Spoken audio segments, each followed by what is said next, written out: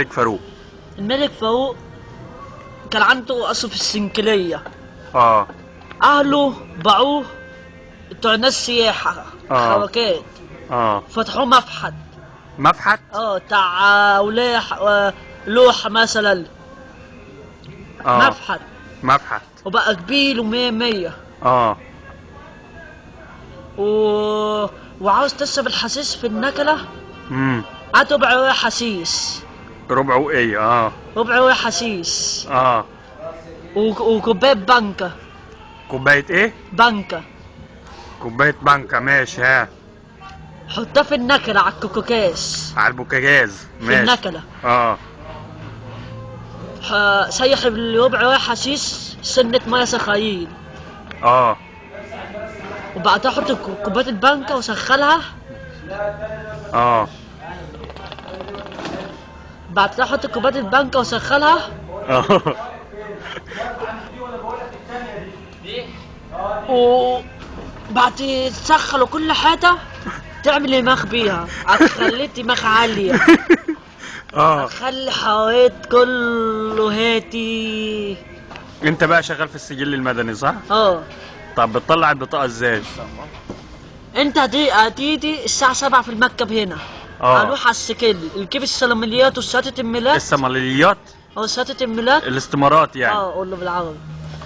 وشهادة الميلاد الكمهم من السجل، وانت تحط لي بقى فيهم البيانات ووصل نول وعدت على الكمبيوتر واصورت وتطلع البطاقة في يوم واحد.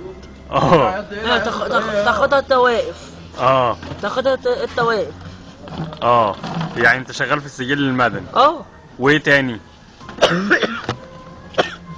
عندك كم محل؟ كان عندي قهوة. رحت قلبتها 3 محلات احسن. ايه بقى؟ اكلت واحد محل فتحه كاوتش. واكلت محل فتحه بتاع بنيات تليفون يعني. بنيات؟ بتاع تليفون. موبايلات يعني. واكلت محل تاني مش عارف التاني فتحه ايه. انت مش عارف فتحه ايه؟ انا اكلت له خلاص. عشان تخلص منه.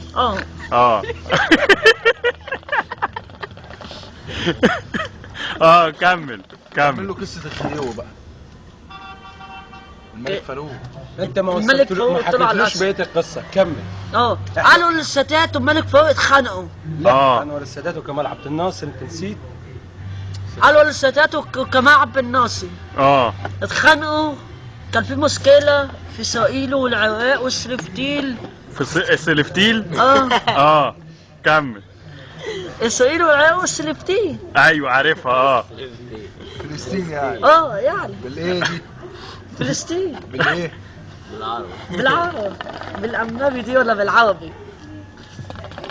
كمل. كانوا بيتخانقوا بالسيف وكمان عبد الناصر كانوا بيتخانق المبوط. السوم يعني. السوم يعني، ماشي. المبوط. خلاص الخناقة اتصالحوا مع بعض. اتصالحوا؟ مع بعض. انت قلت لي بقى الفيلا بتاعت مين؟ الفيلا اللي عند المسرحة. المزرعة. دي اسمها فيلة علاء مالك. علاء مين؟ علاء مالك ابن حسن مالك. امه مين؟ كانت سوسن مالك.